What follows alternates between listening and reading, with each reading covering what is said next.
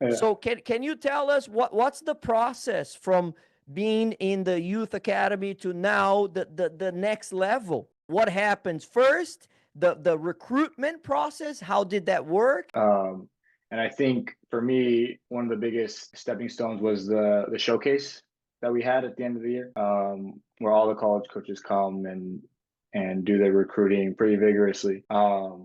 But after I got my initial offer from Santa Clara, I was kind of trying to use that to leverage other schools to kind of give me an offer as well because I wanted as many options as I could before I made my decision.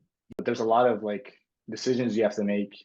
You got to make sure the school is the right fit for you because it's pretty easy to kind of jump onto like that first offer or that first kind of piece of attention and not ultimately get the right fit and end up transferring and you're wasting a year or two and Yeah. you're not seeing the field. So for me, I was lucky enough to have a good fit with Santa Clara.